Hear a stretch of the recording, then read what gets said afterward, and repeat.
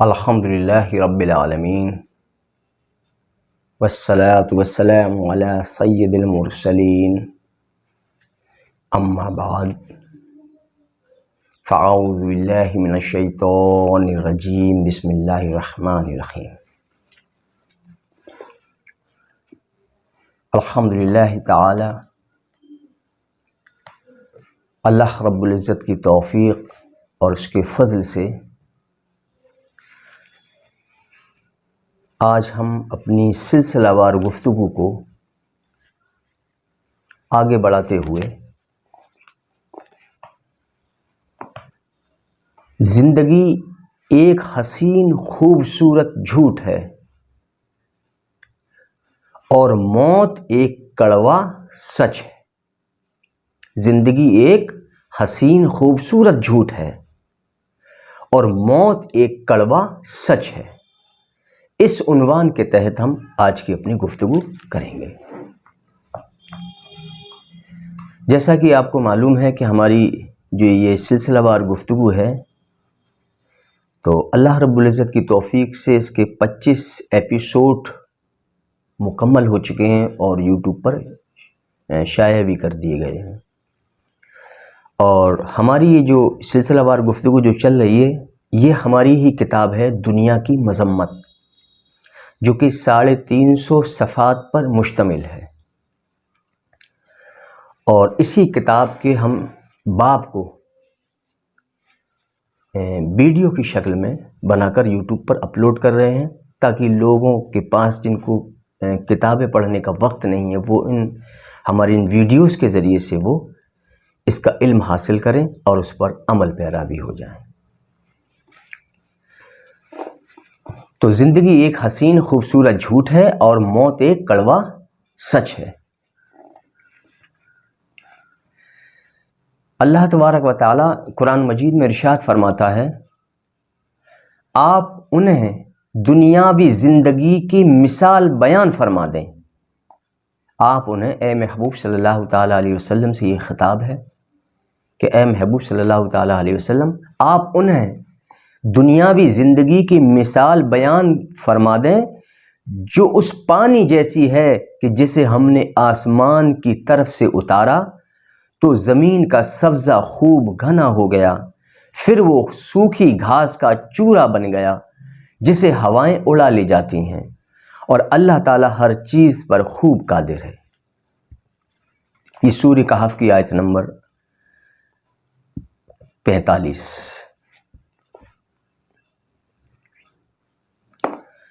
تو اللہ تبارک و تعالی اس آیت کریمہ کے ذریعے سے ہمیں دنیا کی مثال اور اس کی حقیقت بیان فرما رہا ہے۔ یعنی اس آیت کریمہ میں ہمیں دنیا کی مثال اور اس کی حقیقت بیان فرمائی گئی ہے اس آیت کریمہ میں، کہ تاکہ لوگ اس دنیاوی زندگی کا اچھی طرح تصور کر لیں کہ دنیا کی جو اصل جو حقیقت ہے وہ ہے کیا۔ جس طرح کہ اللہ تعالیٰ نے فرمایا کہ اس دنیا کی مثال تو ایسی ہے جیسے کہ اللہ تعالیٰ نے آسمان سے پانی اتارا تو زمین کا جو سبزہ تھا خوب گھنا ہو گیا، خوب ہرا بھرا ہو گیا، پھر وہ سوکھی گھاس کا چورا بن جاتا ہے جسے ہوائیں اڑا لے جاتی ہیں۔ اس طرح اللہ تعالیٰ نے دنیا کی مثال بیان کی ہے تاکہ لوگ دنیا کی حقیقت اور اس کی اصلیت کی جو ہے لوگ ذہنوں میں اپنے تصور کر لیں گے کہ دنیا کی مثال، جو دنیا کی زندگی کی مثال ہے وہ بھی اسی طرح سے ہے، اور اس دنیاوی زندگی کے ظاہر و باطن کی معرفت حاصل کر لیں، یعنی دنیا کی وہ حقیقت کو بھی جان لیں اور اس کا جو ظاہر کیا ہے اور اس کا باطن کیا ہے وہ بھی لوگ جان لیں۔ پھر وہ دنیا کی فانی زندگی اور ہمیشہ باقی رہنے والی آخرت کا زندگی میں تقابل اور موازنہ کریں۔ پھر جب ان کو سمجھ آ جائے یہ بات کی کہ اصل حقیقت اور حقیقی گھر ہے، جو ہماری حقیقی زندگی ہے وہ آخرت کی زندگی ہے، اور دنیا کی زندگی تو اس طرح سے ہے جیسے کہ جب پانی گرا تو زمین کا سبزہ خوب ہرا بھرا ہو گیا، پھر وہ ایک وقت پر جا کر جو ہے وہ سوکھی گھاس بن جاتا ہے، کچھ بھی نہیں رہتا، سوکھی گھاس جسے ہوائیں اڑا لے جاتی ہیں۔ تو جب انسان اس دنیا کا اچھی طرح سے اس پر غور و فکر کرے اور دیکھے کہ دنیا کی زندگی کیا ہے اور آخرت کی زندگی کیا ہے، تو جب وہ دنیا کی زندگی کا اچھی طرح سے اپنا تصور ذہن میں بٹھا لے گا کہ دنیا کی زندگی فانی ہے اور آخرت کی زندگی باقی رہنے والی ہے، تو جب وہ دنیا کی زندگی کے ظاہر اور باطن کو اچھی طرح سے جان لے گا اور آخرت کی زندگی کے بارے میں غور و فکر کرے گا تو اس کو بھی اچھی طرح سے وہ جان لے گا، پھر اب وہ دونوں میں جو ہے تقابل کرے، مقابلہ کرے اور پھر فیصلہ کرے کہ دونوں زندگیوں میں کون سی زندگی بہتر ہے ہمارے لیے کہ ہم اس زندگی کے لیے عمل کریں۔ تو ہمیشہ باقی رہنے والی آخرت کی زندگی اور دنیا کی فانی زندگی میں تقابل کریں اور ان میں جو بہتر ہو اور ترجیح دیے جانے کی مستحق ہو اس کو ترجیح دیں۔ اگر مستحق ہو ترجیح دیے جانے کی تو دنیا کو ترجیح دیں، اور اگر آخرت ترجیح دینے کے قابل ہو اور اس کے مستحق ہو تو آخرت کو ترجیح دیں۔ حالانکہ ہر انسان جانتا ہے کہ آخرت کی زندگی جو ہے وہ اصل زندگی ہے، حقیقی زندگی ہے، بہتر زندگی ہے، تو ظاہر سی بات ہے کہ ہمیں آخرت کی زندگی کو ترجیح دینا ہے۔ اور ایک چیز اور اس کی ایک حقیقت یہ بھی ہے کہ انسان کی جو اصل زندگی ہے، جس کو ہم زندگی کہنا چاہیے، اور جو اصل زندگی کی جو تعریف ہے وہ یہ ہے کہ انسان کی زندگی اس کی موت کے وقت سے شروع ہوتی ہے، یعنی جیسے ہی اس کی روح قبض کی گئی تو اب سمجھو اس کی زندگی اب شروع ہوئی جو کبھی ختم نہ ہوگی۔ اور جو دنیاوی زندگی ہے یہ اس کا ظاہر ہے، حقیقت نہیں۔ ظاہر سے مراد یہاں یہ ہے کہ یہاں جو دنیاوی زندگی ہمیں جو عطا کی گئی ہے وہ اس طرح سے ہے کہ جیسے ہمیں 9 مہینے کی زندگی ماں کے پیٹ میں بھی ملی تھی، ہم وہاں بھی تھے، اور پھر اس 9 مہینے کی زندگی کے بعد ہم دنیا میں کچھ وقت کی زندگی ملی، اور یہ جو زندگی ہے یہ زندگی ہماری صرف ہماری آزمائشوں کے لیے ملی۔ اللہ تعالیٰ چاہتا تھا کہ وہ انسان کو دیکھے کہ وہ اس دنیا میں جانے کے بعد میں وہ کیسے عمل کرتا ہے، اس لیے اللہ تعالیٰ نے یہاں اچھائی بھی رکھی اور برائی بھی رکھی، نیکی بھی رکھی اور بدی بھی رکھی، دونوں چیزیں اللہ نے رکھی، اور پھر اس کے ساتھ اللہ تعالیٰ نے شیطان بھی ایک رکھا، پھر انسان کا نفس بھی رکھا، پھر دنیا کی زیب و زینت رکھی، پھر اس دنیا میں اللہ تعالیٰ نے انسان کو بھیجا، اب جا ایسی دنیا میں جا، اب دیکھیں کہ تو دنیا کا بندہ بنتا ہے یا میرا بندہ بن کے رہتا ہے، یا تو اپنی نفس کی اطاعت کرتا ہے یا پھر میری اطاعت کرتا ہے۔ تو اس طرح سے بندے کو اس دنیا میں ڈالا گیا صرف اس کام کے لیے۔ تو یہ صرف زندگی جو ہے ہماری اصل زندگی تو ہے ہی نہیں، یہ تو صرف ہم ایک امتحان دے رہے ہیں۔ جیسے کہ بچہ 3 گھنٹے کا اسکول میں جا کر ایگزام دیتا ہے، وہ 3 گھنٹے کا جو پیپر ہوتا ہے، لیکن کیا اس کی وہ پوری زندگی تو نہیں ہوتی 3 گھنٹے کی،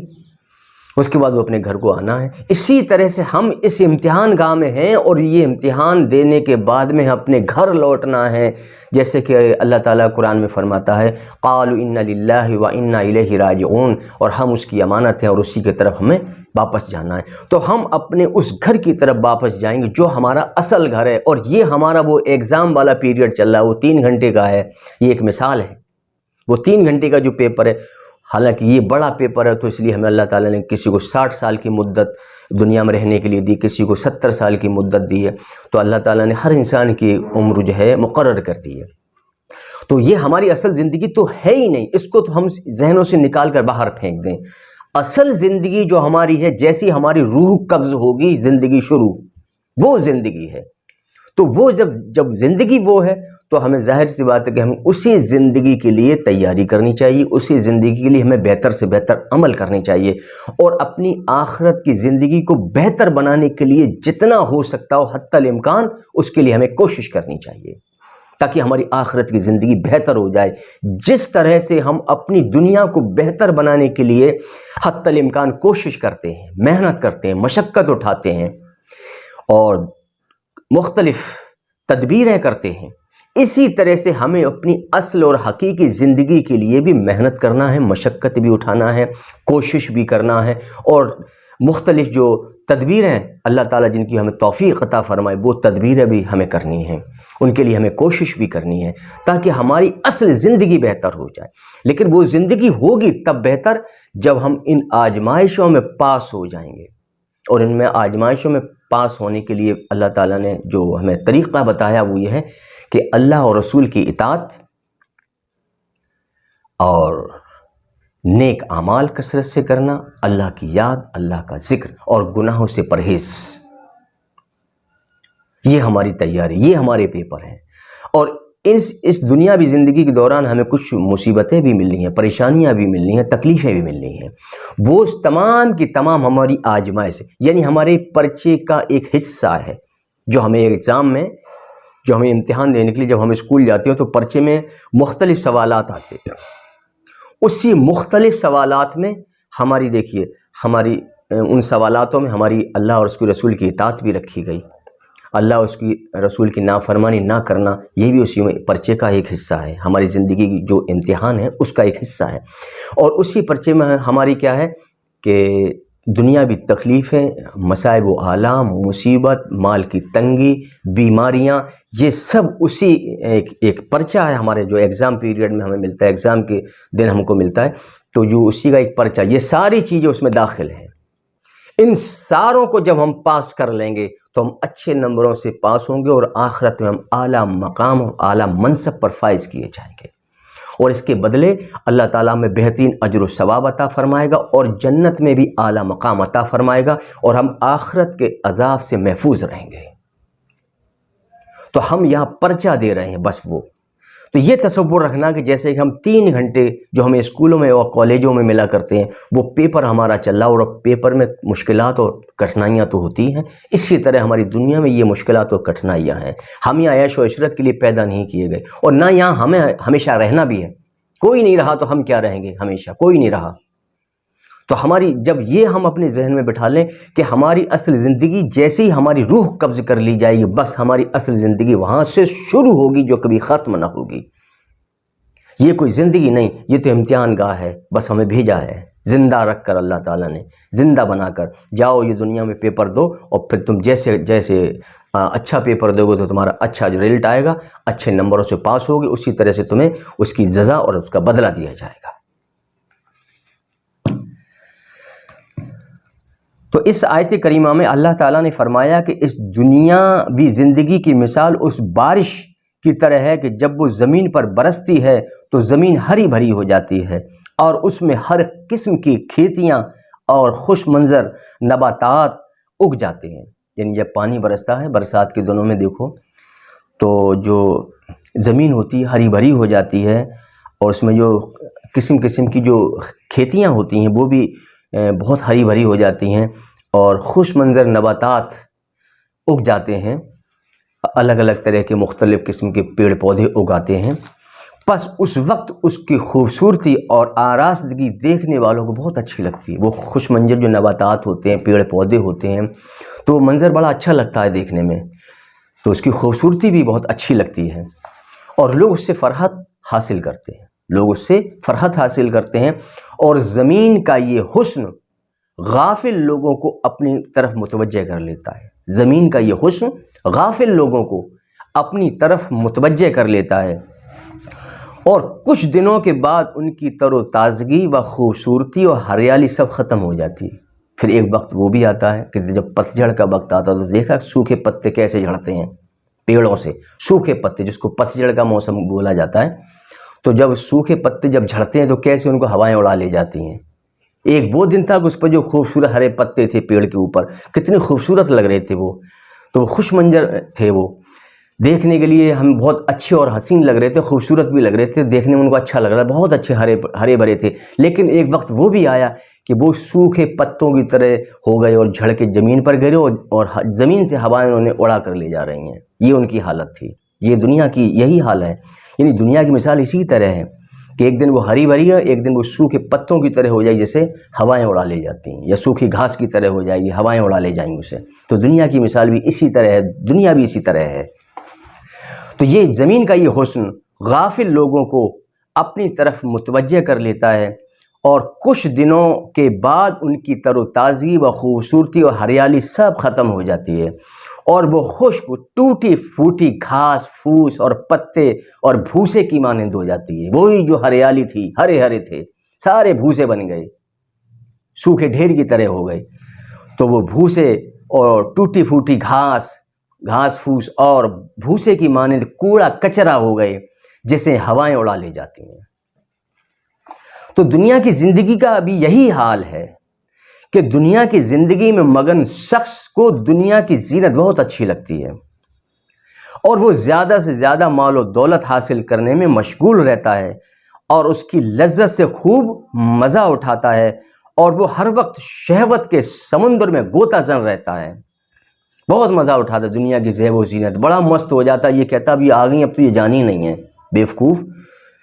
کسی کے پاس کوئی بھی نعمت ہو ہمیشہ اس کے پاس دنیا میں باقی نہیں رہی، تو تیرے پاس کہاں سے رہے گی؟ کوئی بھی تیرے پاس چیز آ جائے، کوئی مال و دولت تیرے پاس آ جائے، ہمیشہ کسی کے پاس نہیں رہا، وہ ہمیشہ فنا ہونے والی شے ہے، دنیا کی ہر چیز فنا ہونے والی شے ہے۔ تو جب انسان اس میں جو دنیا کی زیادہ مال و دولت ہو اس میں مشغول رہتا ہے، دنیا کی محبت اور اس کی رغبت میں زیادہ مشغول رہتا ہے جو شخص، تو وہ اس کی لذت سے خوب فائدہ اٹھاتا ہے، خوب مزے اٹھاتا ہے،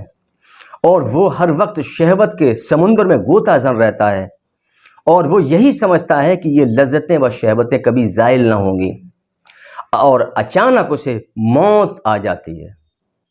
پھر اچانک اسے موت آ جاتی ہے اور اس کی تمام لذتیں اس سے چھین لی جاتی ہیں۔ جیسی موت آئی ساری لذتیں ختم، مزے ختم، اور جو تیرے پاس مال و دولت تھا وہ تیرے لیے بیکار ہو گیا، سب کچھ اس سے چھین لیا گیا، وہ تیرے لیے زائل ہو گئیں، ختم ہو گئی، تیرے لیے فنا ہو گئیں۔ تو یہ لذتیں اس سے چھین لی جاتی ہیں، اور اس کی طاقت اور اس کا مال سب اس کا ساتھ چھوڑ دیتے ہیں، جو اس کی طاقت تھی وہ بھی اس کا ساتھ چھوڑ دیتی ہے، جن پر وہ اتراتا تھا، اکڑتا تھا، فخر کرتا تھا، تکبر کرتا، ساری طاقت اس کا غرور و گھمنڈ دھرا کا دھرا رہ جاتا ہے، ساری طاقتیں اس کی چھین لی جاتی ہیں، سارے اقتدار اس کے لے لیے جاتے ہیں، اور مال و دولت سب اس کے لیے بیکار ہو جاتا ہے، اور ساری لذتیں اس سے چھین لی جاتی ہیں، اور سب کچھ چیزیں اس کا ساتھ چھوڑ دیتی ہیں، اور وہ نیک یا برے اعمال کے ساتھ اکیلا رہ جاتا ہے، نیک یا برے اعمال کے ساتھ وہ اکیلا رہ جاتا ہے، تنہا، کچھ بھی اس کے ساتھ نہیں رہتا ہے۔ تو قرآن مجید کی اس آیت کا یہ مقصود ہے، اس سے جو ہم ایک معنی نکالتے ہیں، جو اس کا ایک مقصد ہم نکالتے ہیں، وہ یہ ہے کہ اے محبوب صلی اللہ تعالیٰ علیہ وسلم، آپ ان دنیا پرست اور دنیا کی زندگی کو حقیقی زندگی سمجھنے والوں کو دنیا کی حقارت اور اس کی حقیقت اور اس کی بے وفائی اور اس کی بے قیامی اور اس کے زائل ہونے کی مثال بیان فرمائیں۔ یعنی دنیا، لوگوں کو بتائیں کہ دنیا کی حقیقت کیا ہے، وہ یہ ہے کہ دنیا حقیر ہے، اور اس کی حقیقت یہ ہے کہ وہ ختم ہونے والی ہے، زائل ہونے والی ہے، فنا ہونے والی ہے، تیرے لیے سب کچھ، تیرے لیے بے وفا ہے یہ دنیا، اور تیرے لیے یہ کوئی قیام کی جگہ نہیں، بلکہ تو یہاں پر مسافر ہے، اور تیرے لیے سب کچھ فنا ہو جائے گا، تیرے لیے زائل ہو جائے گا، تیرے لیے سب کچھ ختم ہو جائے گا، صرف تو اکیلا تنہا باقی رہے گا اپنے نیک یا برے اعمالوں کے ساتھ۔ یہ بتانا مقصود تھا اس آیت کریمہ کے ذریعے سے اللہ تعالیٰ نے، کہ اس کی دنیا کی زندگی میں مطمئن رہنے والے لوگ ہیں، دنیا پرست جو لوگ ہیں، اور دنیا میں زیادہ منہمک رہنے والے لوگ ہیں، مال و دولت کے زیادہ جو حریص ہیں، ان کے لیے یہ مثال بیان فرما دو کہ دنیا کی حقیقت یہ ہے، اور دنیا کی حقارت، دنیا کی حقیقت اور اس کی بے وفائی اور اس کی بے قیامی اور اس کے زائل ہونے کی مثال بیان فرما دیں کہ دنیا کی مثال اس طرح کی ہے، وہ ہری بھری ہوگی، پھر وہ سوکھے ڈھیر، کچرا، کوڑا، گھاس پھوس کی طرح ہو جائے گی، جسے ہوائیں اڑا لی جاتی ہیں۔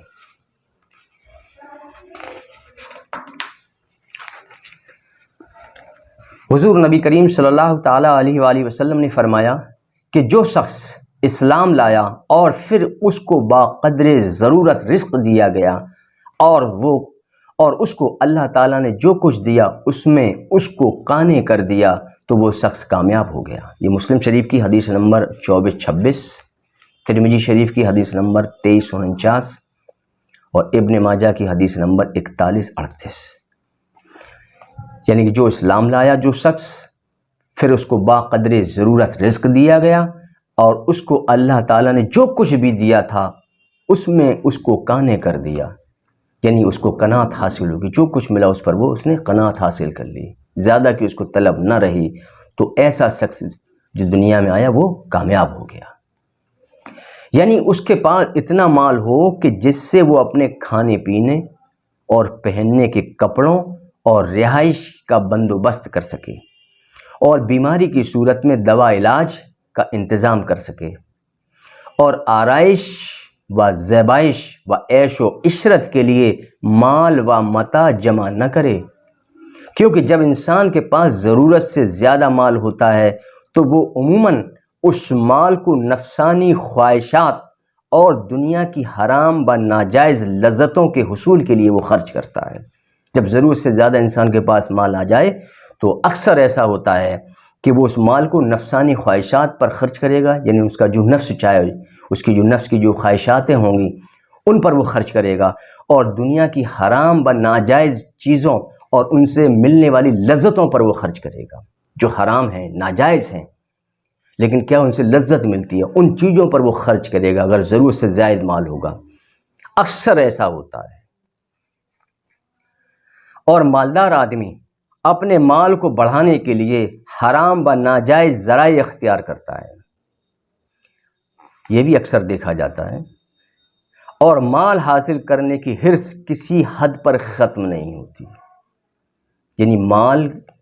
زیادہ مال کی جو طلب ہوتی ہے، زیادہ مال حاصل کرنے کی اور جمع کرنے کی جو یہ خواہش ہوتی ہے انسان کے اندر، اور ایک جو حرص ہو جاتی ہے اس کے اندر، یہ حرص ایسی ہے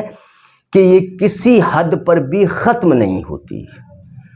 خواہ اگر انسان کو پوری دنیا اگر دے دی جائے کہ یہ تو پوری دنیا کو اسے مالک بنا دیا جائے، یہ پوری دنیا تیری ہے، پوری دنیا کی رجسٹری تیرے نام پر کر دی جائے، پھر بھی اس کی حرص ختم نہیں ہوگی، وہ اور خواہش کرے گا۔ تو جو زیادہ مال کی جو حرص ہوتی ہے، اور دنیاوی سامان اور اسباب کی جو ایک حرص ہوتی ہے انسان کے اندر، اور ہو، یہ اور کبھی ختم نہیں ہوتی، اس کی کوئی حد نہیں، یہ کسی حد پر ختم نہیں ہوتی۔